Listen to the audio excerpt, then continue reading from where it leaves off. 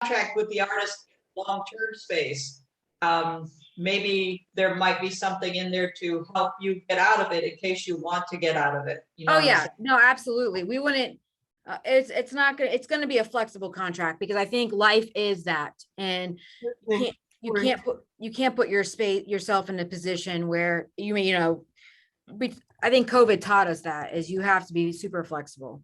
Yeah. Sorry, I'm writing. Yeah. Yeah, I was thinking about the center actually in that space versus the artist, even though, you know, that'd be good for the artist too, but I was thinking about the center. You never know. Show-based artist. Lauren, what's your last name? Satok, S-A-T-O-K. S-T-A-O-K. Got it. S-A-T. S-A-T. Sorry, it's a weird name. No, you're Yeah. good. You're good. I'm getting ready to get us to go live. So if you'll be patient with me. Yeah, I don't even know. I can't. Are your screens like really super tiny, and you can just see me, or what's going on? No, but it's in your setting. Are you on your mobile? Are you on a phone? No. Okay, so you should be able to go click on the top right hand part of your screen. Will say view, like view gallery, and you should be able to change that up. Okay, I gotcha. I like that better. You remember Peter, Lauren? This is Peter. Hi, Peter. That's your Hello, husband. Lauren. Hi. Good to see you. Good to see you too. Enjoy Hey, your Peter, day. look at Enjoy you. the You're very program. French. What is happening there? You look very French. Well, this is as a replacement for Michelle. We have no Michelle. Bonjour. Love it. So, Is he Au revoir. or is he? That'll make sense when you meet Michelle. Michelle's French Canadian, and he's so funny because Does he live in Florida or does he live in Canada? he's Yeah. in Florida. He lives Not far from me. yeah. We are live. Okay. So okay, so I'm gonna welcome everyone. It's been a little bit. We took some time off, and I feel like we're estranged at this moment in time, but welcome to the Leesburg Center for the Arts in the studio here live on Facebook. We have a special guest, Lauren Satok. She's a Toronto-based artist, and we're excited to have her here with us today. As you know, this is a really casual setting, so we are, we're just gonna chat a little bit, and then she's gonna tell us a little bit about her mythology when it comes to her art and what inspires her. But first I want to introduce my co-host, which is, I like when I do this, it looks like I'm actually touching you. Arrachme.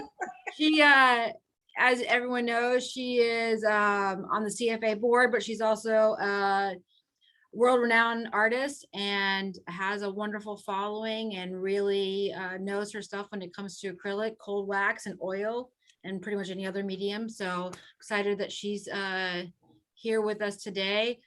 If you don't know who I am, I'm the executive director here at the Leesburg Center for the Arts. My name is Maria, and welcome back. So we usually, Lauren, we really start super casual. So why don't you tell us a little bit about yourself and what got you started in art? Okay. Well, you know, I grew up in a little bit of a sort of artsy family. My dad was an architect. My uncle was an artist, and my sister and I played music a lot. My sister was really more of the sort of creative person, and she always used to bug me about like how terrible I was at everything. So I just kind of put it off for a lot of years. And I moved around a lot, and then I think I studied environmental science at university, and I decided that I was very connected to sort of nature and the land and all this kind of stuff. And I also did a lot of work in Northern Ontario, which is very remote. And in about 2006, which is not like, I mean, I've been painting longer than that, but it took me a long time to decide, like, I'm really going to go down this path full force, because there was a lot of tension, which I think a lot of artists find around their families, like, this is not a good path to go. You know, you're going to struggle, blah, blah, blah, blah, blah.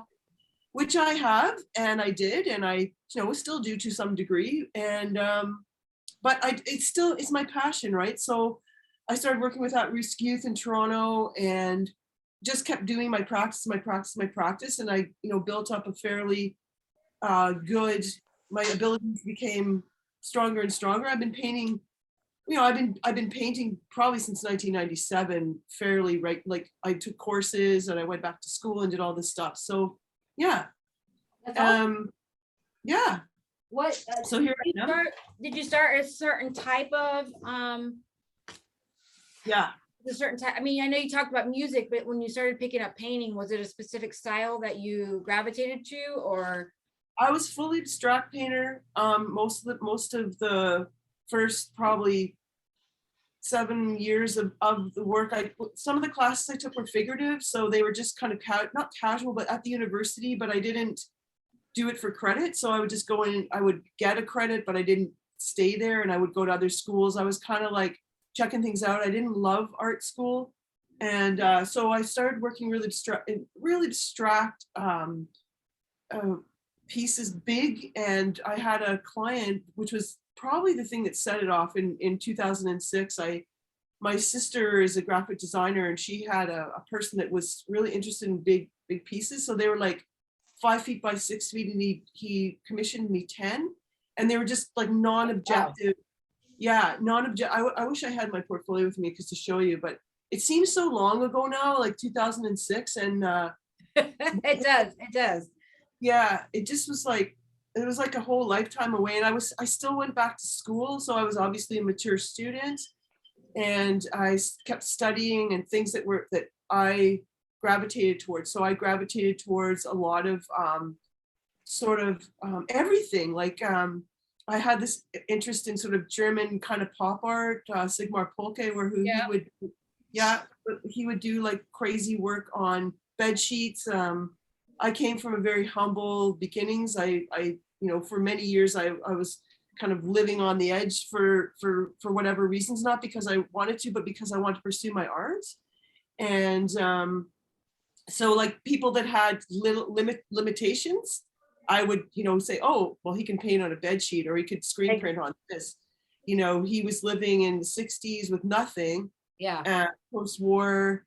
And so, and then, sort of like looking at Gerhard Richter and looking at all his work, and sort of like these big heavy hitters, I started to like learn a lot about art history and post-war throughout the world.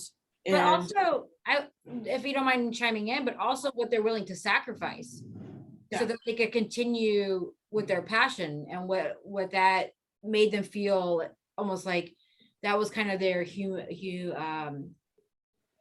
human drive, right? To stay alive in essence. So I think that's interesting because you focused on artists who needed to create to stay alive.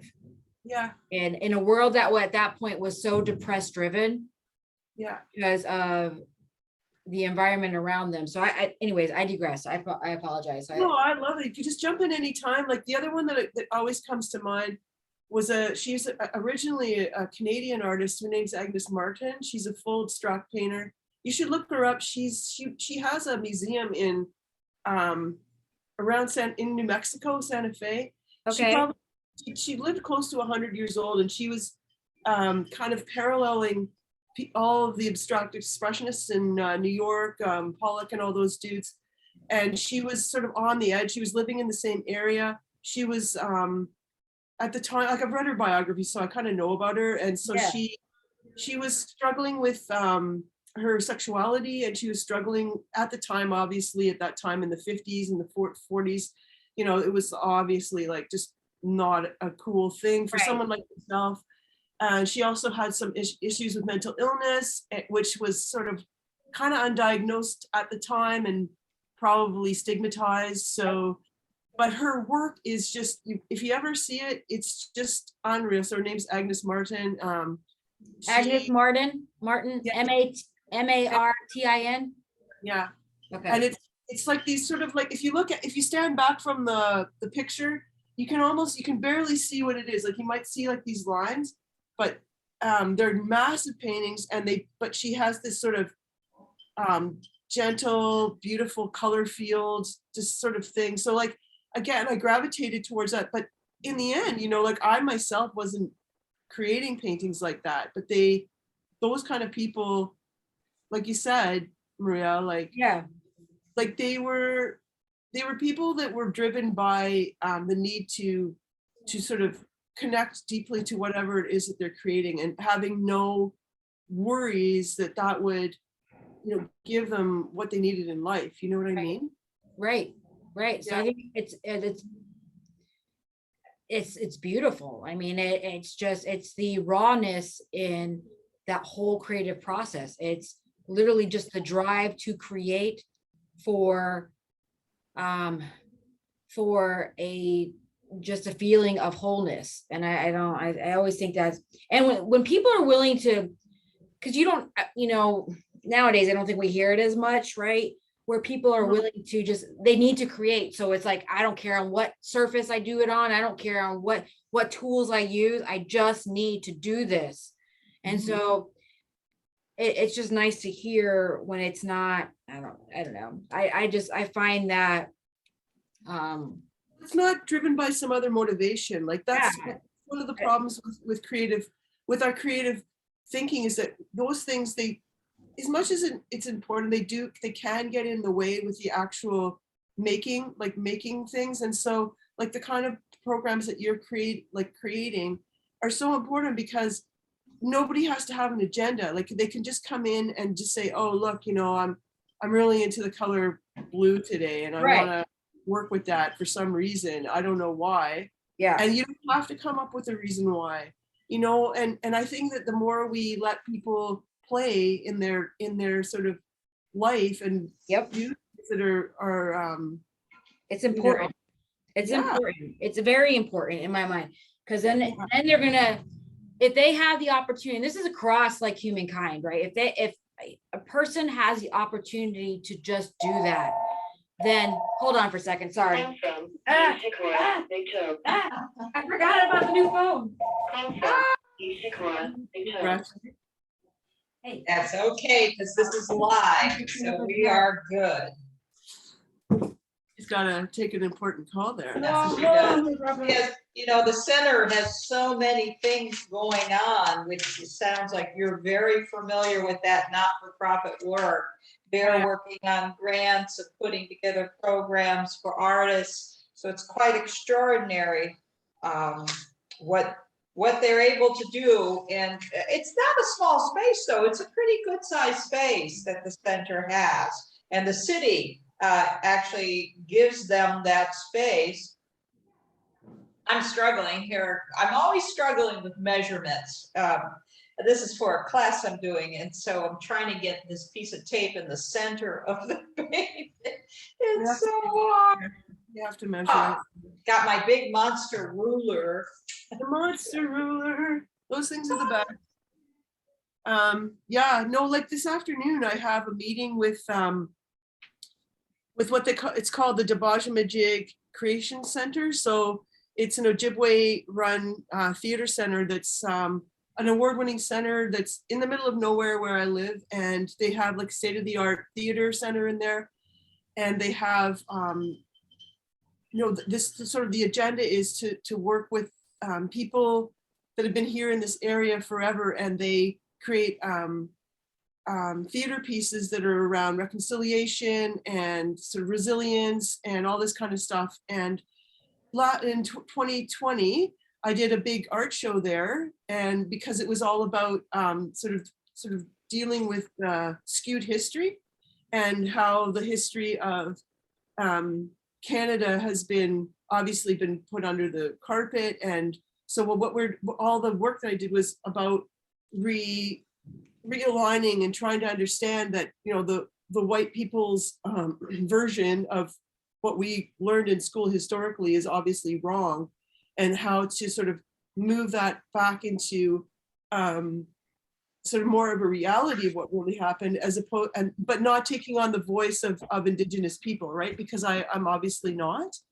So we did this collaboration thing, and I'm having a meeting this afternoon to sort of, we want to move that forward for me. So that's a whole other aspect of my work, and completely different than this kind of stuff, right? But they inform each other because it's about, like, for me, it's about sort of like land ownership, population, who's there, what it means to create work that is reflecting space, and where it's been often, this kind of landscape painting historically has often been used as like a way to sort of annex space and sort of negate the fact that other people were here for millennium, right? Yeah. So I'm trying to, this is a huge project for me. It's like going to be, it's a lifelong thing. So we got a lot of good reception for it, but then after I started looking for grant money for it, they started to deny me grant money because of my color. And so they think that I might be using it as an opportunity or a podium to give myself credit for having some deeper understanding about these concepts. So the art councils, there's a lot of that happening right now. So the meeting that I'm having with the Arrachme is to learn how, through allyship, we can really move forward, and that I can have a co-lead a friend of mine, an Indigenous friend who's here, can co-lead with me. And so because all the people that were on my project were Indigenous people, and they all gave me, the go-ahead. But when it came to the council, they see, oh, she's not Indigenous herself. And They so look at it as cultural appropriation. Essentially that's what it is. Yeah. So that's Like hard to hear. There's good intention that you're trying to achieve, but because of not local Politics, yeah, sounds because like of that, and because of worldwide abuse on that, right? So it wouldn't just pop up. You have legitimate people that have made millions of dollars on the backs of somebody else, on a particular culture or race of people. So I understand where their thought process is, but I think you're doing a great job with moving forward, finding that solution of creating that ally and a partnership that's they're taking the lead and you're on it echoes what you're still trying to do. Yeah. It shows that you're also trying to work with the group of people that you're trying to help. You know what I mean? Well, don't give up, Lauren. That's just, you got to move past the politics and find out what it is that they feel. What is it that where is the problem with the trust factor, and it might not have anything, which it probably doesn't have anything to do with you. No, it does. Yeah, it's just maybe, again, the board members, I always say that about judges and contests, it's all personality, and they're people. And so people have issues and they have unresolved issues. So what are you holding up? Okay, so I just wanted to I wanted to go in the other room and get something else, but this is a lot of the work I did with drawings. So this is actually a picture called Dirty Laundry. Oh yeah, I see it. Okay.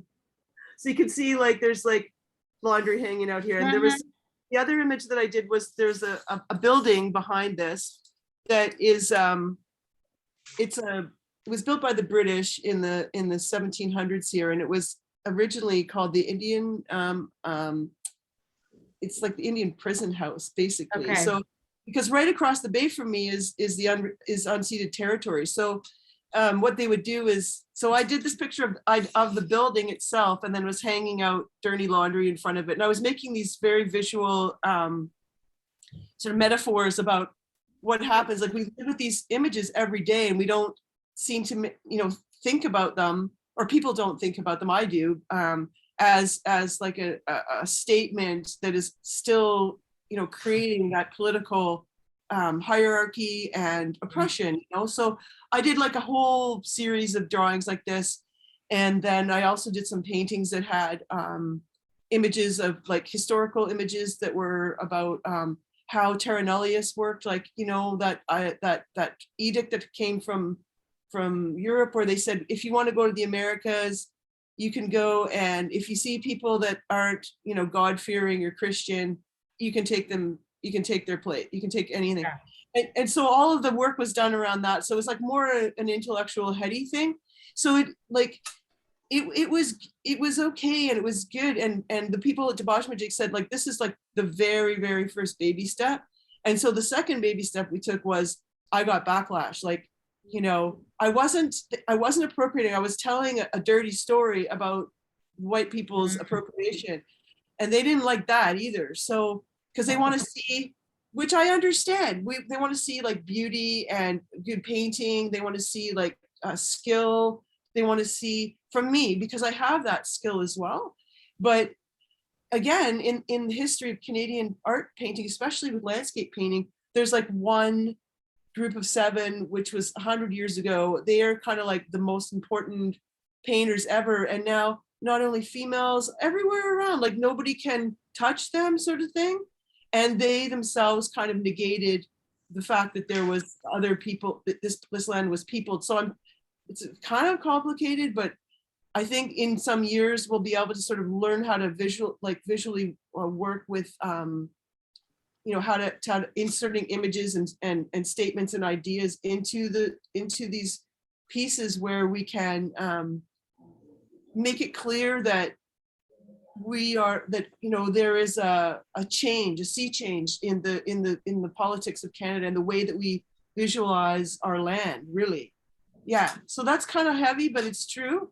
And you do a beautiful job of capturing light in your landscapes. I mean, I find your landscapes just, no wonder you're so successful, is because they are quite beautiful and they do demonstrate the environment in a very beautiful way. Now, question, with what you're talking about and the difference between the dirty laundry and the landscape, do you see your art changing based on your conviction to follow this purpose? well, I did during the project. Things started to really move into the painting area. The drawings I could do, because in drawing I can do the visual metaphors really easily. I can overlay and just show. In the paintings it was much more difficult because I have a real drive to just try to like give what I understand about what the environment is around me. Like that's my, it's like a physical thing, right? So yeah.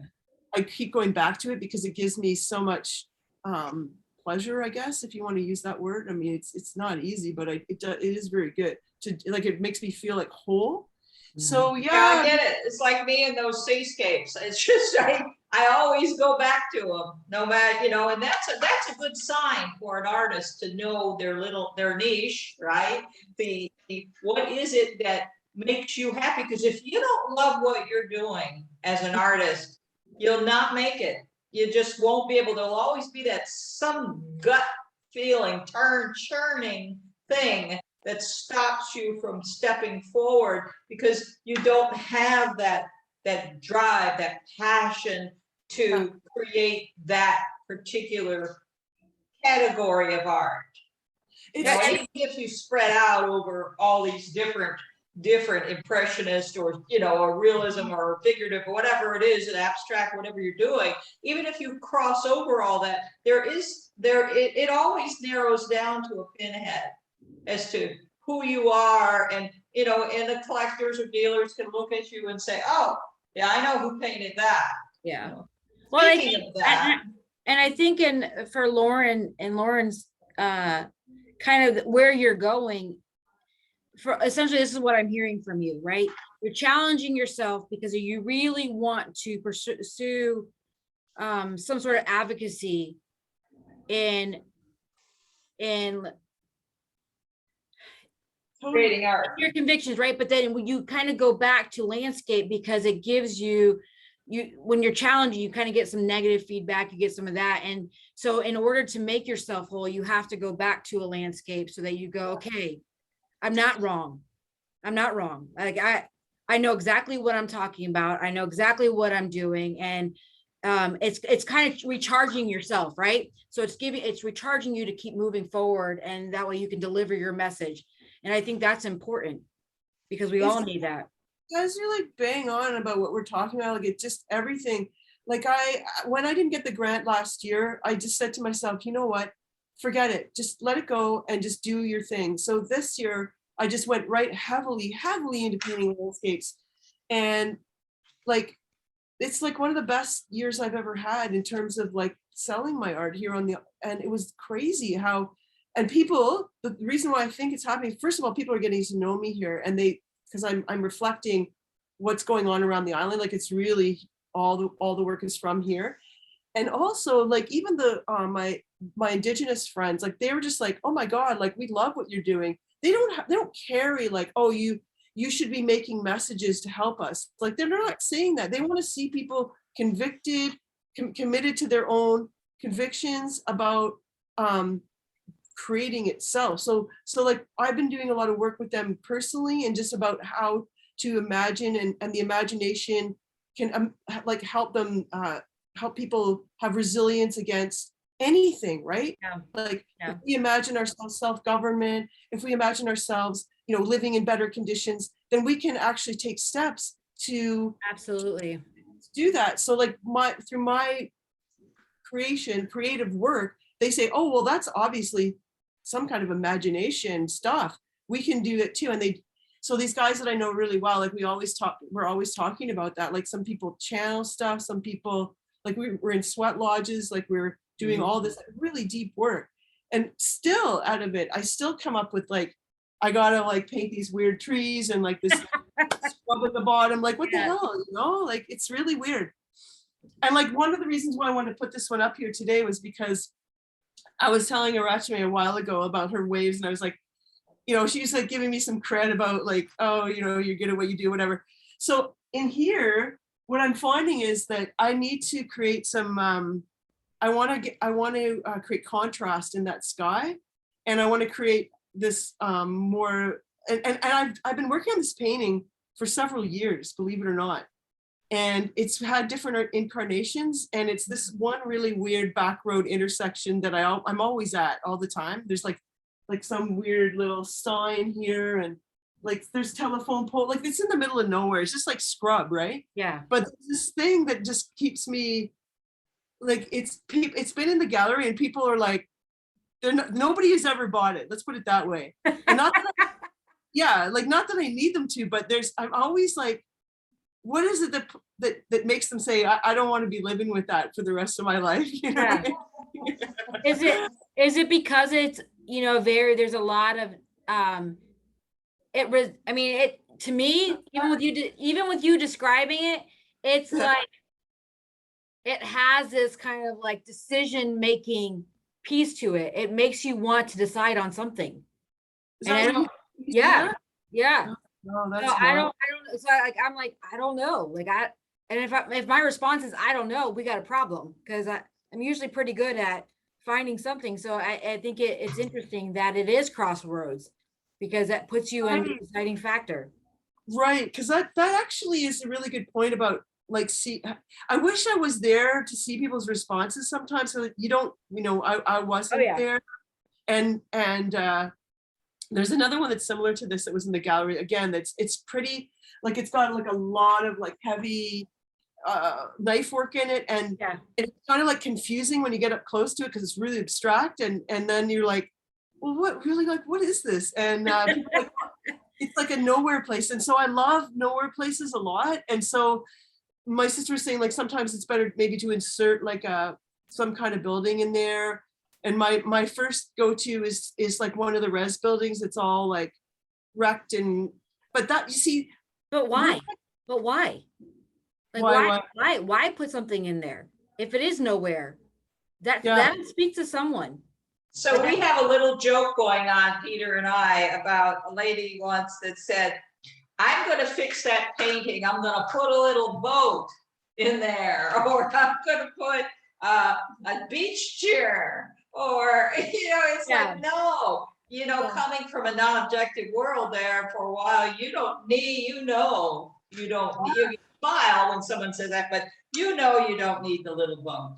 And I think it's obviously up to you what you choose to do, but I think that's what's kind of like the magic in it, is the fact that it is nowhere. Well, just like those are my favorite places to paint, to be honest with you. And I was coming up, I'm doing a solo show in next July at Perryville Gallery, which is on the island here. And they just won this huge award for tourism in Ontario. And she's just like, she's a really good business lady. And her mom used to own the place. And it's again, that place is kind of in the middle of nowhere. And it's like a gem. And then she has huge sales, like, and all, like even all over North America. But so it's kind of like, oh my God, like, so part of me wants to really push it and get into those, what I'm calling liminal spaces, like where you really are in some kind of weird transitory space. And I want to do that. I want people to see that. Yeah. I want people to understand that that nowhere can be Somewhere. Somewhere. Can be somewhere. and really Right? important space, right? Yeah. So it's, Thank you for saying that, man. I really appreciate it. Wow. absolutely. Changed my day, everything. So Honestly. hey, are you involved or have you heard of the Art Hive? Why haven't I heard of it? Where is it? All over? So they're based out of Toronto, I think. And so when we were talking earlier about the studio spaces and stuff, what you were describing is kind of something that they do. She does, like, I can't remember who leads it anymore. But like 6 years ago, we were going back and forth, and she's got little pockets of what they consider hives all over the United States and all over Canada.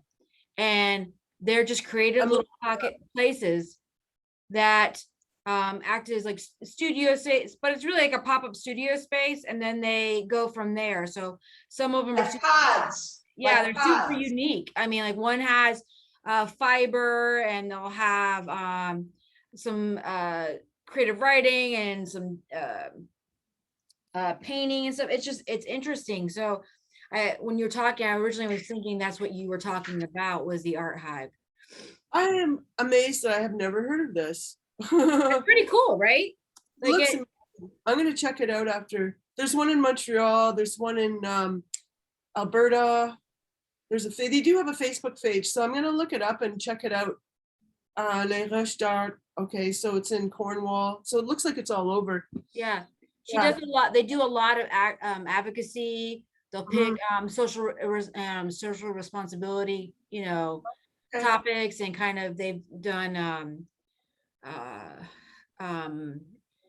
food disparity. They've done they go into low income neighborhoods and set up shops. So it's kind of cool. I mean, it's a really great way of connecting with people. So originally when you were talking, I thought that was what it was. So No, I'm gonna look it up. Like that's kind of my background. Like literally, it's one of the reasons why I didn't go into like this sort of gallery professional art thing, because I was so embedded in like really marginalized communities in Toronto. Like we created like these organic gardens so people could grow food. Like this is that's kind of the basis. And environmental science as well, like through the background of that, it's sort of about like the change in the world and how people can suffer through these changes. And now, obviously there's climate change and stuff like that, and they're big topics and they can be very emotional.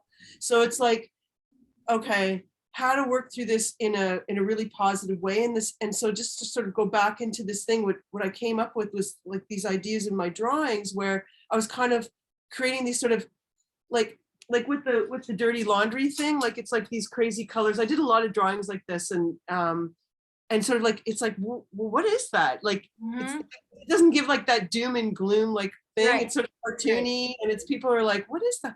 And they're like, oh, okay, so that's a pretty heavy message behind that. And I was just like, well, let's just, if we can encourage, like, even with the people that you're working with, to just like say that like almost like any medium can help encourage like sort of the moving up of the individual or the group or whatever. And I don't know, like I haven't been, like when I left Toronto, I wasn't able to work with, like I was working full on with like homeless people in like the basement and out of the cold programs where we were doing art projects. And I would like leave and cry, like I would be crying, and it was really hard. And because I'd been doing it for so long, and then I was just like, okay, I don't know how to rebuild myself anymore. yeah. Like, I didn't know how to, and through my creative work, whatever it is, that did really help me rebuild Oh, I that. get that. I get that. Cause that's kind of where I'm at in the grand scheme of things has been, Great. I've been at the art center now for, it's going on my 5th year. And, Yeah. you know, when you're in the trenches, especially in the creative industry like that, where it's more advocacy, it's more message building, you know, building that support, it's a completely different world.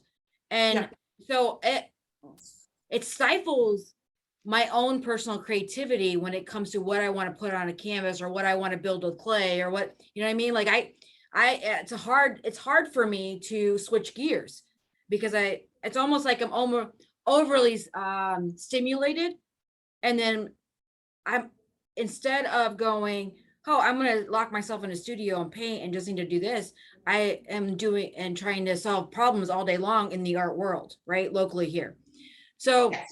when we started, so I didn't paint for, oh, I don't know, 10, 15 years, right? And then when COVID happened, it was interesting because we had to keep going with programming, but we didn't have the funding coming in. So it was like, okay, what can I do from home to keep certain things going? And in the studio was born. So it was like, it forced me in a way to stay in a studio or my dining room table, whichever worked best, and make something. So then I was like, okay, I'm diving in. So then it became, it's still work related. So that's my hardship right now, is it's not just, it's not something that brings me home now. It's still work. So I got to figure out a way to where I will continue on when it's not work. Do you see what I'm saying? Is that, Yes. That's where that is born. That for Lauren, it's landscapes. yeah. For me, it's seascapes or those darn little birds that I paint. Yeah. Because if it, I noticed that it's like when there's a distraction, which I call I call marketing a distraction, or the whole left brain world with the computer a distraction, but it's all part of it. And even writing the article I write for that magazine, it's all part of the art world that stimulates the mind. But then when you're so far into the left brain, I can feel myself teetering. And what I do is I will shut everything off, and I'll go in and I will paint something. And that's why abstraction is such a positive release, because in that play stage, initial play stage, you don't need to be thinking about matter of fact, you don't want to be thinking purposely. You don't want to be thinking about what you're putting on that canvas or that paper or whatever.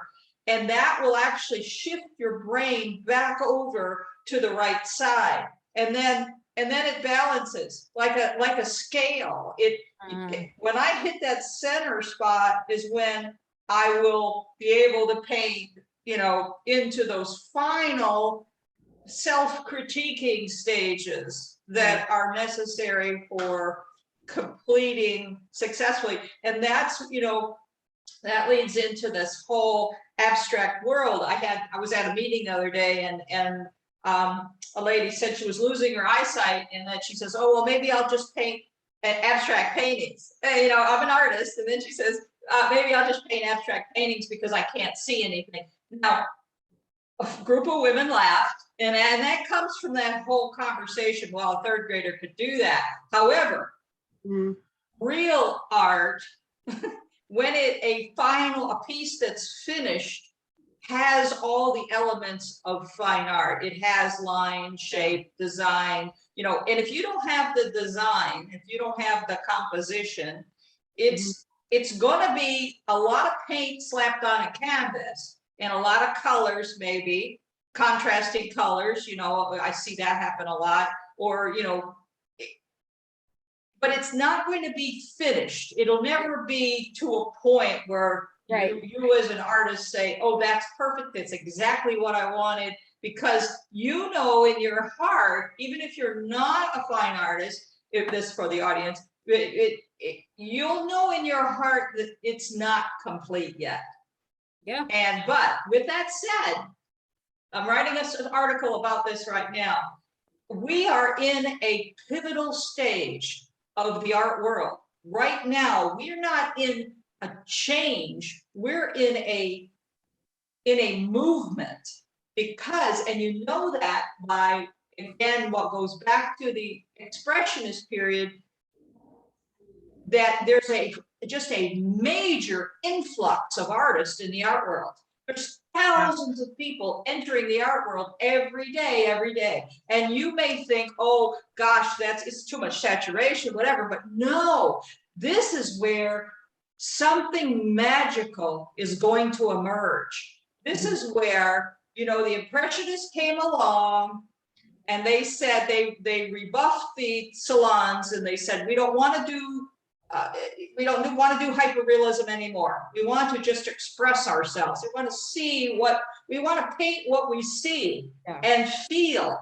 And then it went to another step, which was abstract expression. And that was where it was total emotion. You know, Rothko, de Kooning, they were painting, I want to paint only what I feel, and then it moved into that non-objective. So you didn't see any figures, you didn't see anything related. You were doing non-objective, meaning, again, for everyone, non-objective meaning you don't have any images, like you don't necessarily, the artist doesn't plan to put a tree in the painting, or a ball or a boat. They're just painting pure emotion. So we are at that stage now. Right after that was when Picasso took the elements of Cubism, which already existed with there were several, like 3 or 4 artists that I could name that were already doing Cubism, but it was their version of Cubism. He took what do you do when we want to invent something fabulous? You take what's already exists and you put a twist on it, make it better. So you take an invention that's already there and you make it better, which is what Picasso did. And then emerged Cubism. And so a new form of art, which was what his lifelong goal was, to create a form of art. So with that, said, I'm so excited because we're in that place right now as a society, and there is going to be something fabulous that will emerge. Now, they tried to do it with augmented reality, and that hit, but it's not quite it. We're going to move from that, and it'll go back to real physical painting. It'll be on a canvas. It'll be a version of what's always existed, and it'll emerge, and it'll take hold, as like we say, it'll go viral, and then it will be a movement that we look back at 10 years from now and say, it was 20, what year are we? We're in 2022. We'll say like right around 2024, 2025, something will emerge, and then we'll look back and say, oh, we lived during that period. We remember, just like the people that lived during Picasso's Cubism emerging, they remember, you know, oh, we remember before that was invented, or before he was known for that type of art. Anyway, that's my little dissertation today. That was good. That was great. The way I see the world. But you know, as an interior designer, I had to predict patterns. You know, that's the job. Only interior designers that make it are able to predict the future, because you have to invest so much money in samples, and you can't just buy, okay, teal is popular, so you're going to buy a bunch of, you know, wallpaper samples that are all teal. Well, you can't do that. That designer will not succeed, because they'll end up with a whole group of things that are for sale that didn't sell because the trend had already passed by the time those books were delivered. So you have to be able to predict at least a year in advance as to what's going to happen in the industry. And fashion and movies play a huge role in being able to predict what's going to happen in the future. Because the movie industry will, if you've noticed with technology, have you noticed with the movies that they're introducing some new forms of tech that we haven't seen yet, that are in the science, sci-fi, for those techies out there and sci-fi people. Back years ago, we called ourselves Trekkies because of the Yeah. Star Trek, with the flip phone. Well, now that they're introducing so many new things that, I mean, if we don't see those as artists and tie them into our world, we're gonna miss what's coming. But, that's just, I've been saying this for a couple of years now, it's coming. But I would like to invent it, as with many That would be artists, nice. like to invent that new push forward. I think it will be relating to societal change. It will be related to something humanitarian. Right now, Indigenous art and ethnic art is very, very popular. It is. It's going back to that. Yeah. I collect a lot of Indigenous art, and I always have. It's just a part of me growing up. And I don't know. I'm intrigued by, Lauren, about your advocacy when you're looking at trying to deliver a message about like, even your cartoon that you just did on the is that wood? Yeah, so like basically these are on, I do a lot of, the drawing is on, it's on like a thin veneer of Mylar, you know what that is? Okay, Like, yeah. or vellum sometimes, so I can use a light table, so I'll use my photographs and a lot of these, not all of them, I'm gonna bring another one in a minute. They're traced and traced with a very fine pen, and then I'll work with watercolor crayon on top of them. And then for this particular show, I mounted them on a cradle. So it was kind of tricky because it's like this weird glue and like, oh my God, these little edges can flip up and all this stuff. So like now, like this guy, no, this isn't what it's going to be, but this is on a chunk of wood. He's a guitar maker, I know. And so he's asking me to do some, like he wants me to do the inside of his guitar. Okay. Yeah, so he's a luthier, but he doesn't want this actual image. I just was doing like something fun. And he actually wants an image of like where the wood actually comes from. So it's like some kind of weird foresty thing. So this is totally not what he wanted, but so like it's the same kind of drawing, like without tracing. Because what I do is I overlay a lot of images. But if you guys talk for 2 seconds, I'm just gonna like run into this other room and grab something else. Absolutely. Okay. You're good. I do this all the time. I'm like, oh, she's me. I do that all the time. Everyone knows. Yeah, she's warmed up to the Zoom world very fast. I remember just about an hour ago, she said, I haven't done this before. And now she's like, okay, you guys talk and I'm gonna go get something. It's adaptability. So where'd you meet Lauren?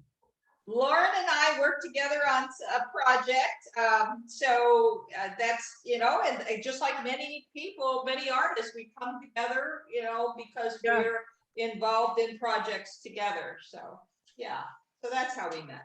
That's cool. Yeah, okay, so this is another image. You can see this. Yep. So like this is basically a photograph that was I acquired. And it's there's actually a man here, but it's like Ojibwe territory up here. So this is one of the first known photographs taken of a man standing beside a wolf. So like there's this whole thing where, befriending dogs and wolves and like the connection of nature and humans. And so there's, obviously there's a creation stories or legends or teachings of how, like maybe the white, I'm going to just generalize and call it the white culture or dominant culture will say, that's not true, like that's, all that garbage. So I was putting this in sort of like another general settler house, and this is a res house here. These are all weeds. So that I was using this metaphor of using sort of weeds as a way to call people. Yeah. Because some weeds are medicines, right? Right. Oh, absolutely. My sister is an herbalist, so she'll tell you that all day long. Yeah. But I think it's interesting how you have it's like morphing into each other in a way. Yeah. And was that intentional? Oh, totally. Like this is the whole morphing thing about these images, is that they're, you know, you have to really kind of figure out what it doesn't mean anything. I think a lot of people don't know. I think this is why it's sort of hard to deal Yeah. with. Like visually it's kind of a bit of a mess, but I don't care, because I'm just working through, like this one, like working through these ideas about how we're all kind of all over each other. Oh, sorry, hold on. Okay, that's it. So, wow, that's absolutely beautiful, Lauren, and I love the conviction toward, you know, the humanitarian aspect of your work. So I hope that goes well. I know it will. Well, I mean, it's, I'll tell you something, like, you know, on the other end, you know, for me, my struggle, and I don't want to complain, because I really think I feel good about what's going on in my life, you know, but like in terms of like the other side where, you know, we're dealing with galleries and sort of like, you know, who we are as artists and what we're creating and how we're selling to a particular sect of the economy. So like it's like two different lives, right? And I think that I want to be able to put food on my table, and I want to be able to have that sort of professionalism in my career. And so what happens is, like, I want to, it takes a certain level of really, do I want to go in there whole hog? Like, do I want to be running around the planet, you know, at shows and stuff like that? I don't know. Like, I thought I did at one point, and I just don't have the, unless something, you know, something really important picks me up, which I don't know if that's ever going to happen in my life, then I'm going to have to just continue on the path I'm on and just make sure that I'm feeling really authentic about what I'm doing. Do you know what I mean? Like, it's just, Yes. I don't You know, want to. I understand where you're coming from exactly. And, you know, it's a matter of, it's like, I will get involved with programs. Like right now, I'm reading this, RA is putting together a program for emerging artists on how to market yourself. Matter of fact, Maria, I tried to send it to you earlier, but I lost it, but I'll find it again. But anyway, I listened to those videos this morning, and it's a matter of being able to listen to all that stuff that is circling around our heads, you know, with people. And right now, because of what I was telling you, that influx of artists, it's a feeding ground for artists, like people wanting to sell things to artists. It was huge when back with the exhibition world, where people would sell artist space, and in a big way. I'm talking about $10,000 for a space. You know, it's like they were doing that and they were successful at it, and that disappeared. So now what's come along is the marketing, like I was saying, RA. That's Royal Academy is in conjunction with Sotheby's, has putting together a program for emerging artists, and I listened to that, and I'll say 3/4 of it was really good and accurate, but then there's a quarter of it that is just that one thing that could turn off an artist, you know, cut them off from their creativity. Just a couple words that were said in one of the videos. So I look at that, and going back to what you said, Lauren, you know, you listen to all this stuff, and you take these programs and you talk to the people, and then you say, I'm going to separate sense from nonsense. You know, and how to do that is say, that's for me or that's not for me. But I'm glad that I went through it, because I picked up little nuggets of wisdom and things that I could apply to myself. But I'm moving on. It's kind of like when you start a program like a workshop or something that's foreign to you, and it all seems really, really hard. And then all of a sudden it gets easier and easier. You know, it's like, you're like, oh, I get that. Yeah. So hopefully, you know, again, that separating sense, I call it separating sense from nonsense. You know, I know as an artist what works for me and what doesn't work for me. And there isn't anybody really that's gonna tell me. With that said, I'm open to learning new things, but there isn't, if I feel like something's not right, if I get that little gut thing that happens, I'll step back and I'll be grateful, though, always in gratitude and appreciation, always, because Absolutely. something good comes from everything. But, you know, one thing may not be 100%. Well, no one, isn't that true that no one thing is 100% for you? Yeah. Yeah. Maybe 70% is for you, but there's always that little bit of something that just, well, you know what? I'm glad that exists, but it's not for me. Yeah. Yeah. That little thing within the program doesn't mean throw out the baby with the bathwater, but it's like, well, if something doesn't right, feel right, because it doesn't resonate with me, well, then I'm not going to do it. But it may be good for Mary that lives next door. Mhm. You know, it may be perfect for her or him. You know what I mean? Yeah. Yep. So I don't make it wrong or bad, but I'm like, okay, well, this was for me, this part was for me, but this other part wasn't for me. You know, and everybody, artists are all at different stages in their life, you know, in their career, because it's such a big, big program. You know, the art world is so huge. It is. It's huge, and it's continuously morphing into something. So, Yes. Lauren, real quick, if somebody is interested in learning more about you, where would they go? Well, they can go on my Facebook page, Lauren Satok. I don't know, just look me up with my name, and then, but there's no, I don't know, like, are you talking about like just having a conversation or just like? Well, if they're interested in buying work, if they're learning, wanting to follow your journey, that kind of stuff. They can do that. That's a good place to go. And then also, I'm on Instagram as well, at Lolo Talk, which is LOLTOK. And then the other one is, I do have a website, which is my name. So like you can actually Google me. And if they, you know, I do have a website that is, I don't sell my work online. I just have it there. It's like a portfolio.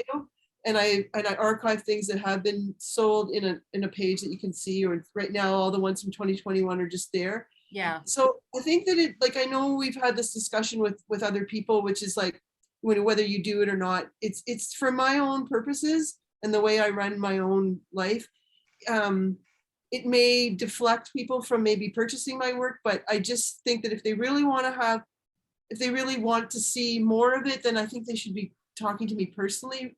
But that's just the way I am now at this point. Yeah. Because yeah, but anyway, in terms of like, yeah, like if they need to know anything more about me, yeah, just Google my name and they can I find. found the website very helpful. Yes. I was able to see your paintings, and I was able to get a really good feel for who you are through your paintings or what type of paintings you have on there. I'll make sure I add that to the original post for this live as well. I just friend requested you on Facebook. Oh, so, yeah, I just got it. I was like, who's Maria? And you're just like, I'm the weird one right here. Yeah. like I know another Maria, and I'm just like, that's not her. Anyway. I think we have a lot in common, and I would love talking to you more about some of the, pieces of your journey, and then just kind of what you're trying to accomplish. No, guys, I think it's really great that, like, I would love to continue that kind of conversation. It's really helpful for me and us. Like, I just realized sometimes I do live in a bit of a vacuum because I'm on my own, like, weird, trying to, like what Arrachme was saying, like, does this work for me? Does this not work for me? In that art world, a part of it, a section of it, some of it makes me feel like, I'm trying, like, it's like, hitting a baseball, right? Like, you're just striking out all the time, and you know that you've hit a home run before. Yeah. And it's just like this sort of thing where it's like, well, maybe it's just, I've got to learn some other skill to that has nothing to do with what this is all about, because it's not for me. And so it's like this, like, sort of general feeling of like, what I've been learning in my community, what we talk about, the lack mentality. So instead of being grateful and being hopeful and being, really in there and just like switching that off and saying, oh, I wish I was this, and this, which I try not to do most of the time, but sometimes without being conscious of it, it happens. So It happens. It happens to everyone. I mean, it's Yeah. not, Yeah. I think, I think that's just kind of human nature. It's It's easy to see because you see someone at face value succeed and you're like, what are they doing that I'm not doing? And you're constantly looking at yourself and evaluating. It's like critiquing a painting. You're the one doing it. So you're critiquing yourself. But I have a tip to end the conversation. I have a tip. I Okay. tried this. It's called Art Guard. Of course, I ordered it on Amazon. But have you used this? Have either of you used this before? Yeah. Well, it's for people that don't want to wear gloves all the time. Okay, great. Yeah. And you don't want the paint to stick to your hand. So I wanted to try it. I know it would work on oil, but I wanted to see if it would work on acrylic. So I used it today. And the paint washed off my fingers. It's not under my fingernails. So Yeah. yay. So it does work. And this is by Winsor Newton Art Guard. I don't know if there are other brands.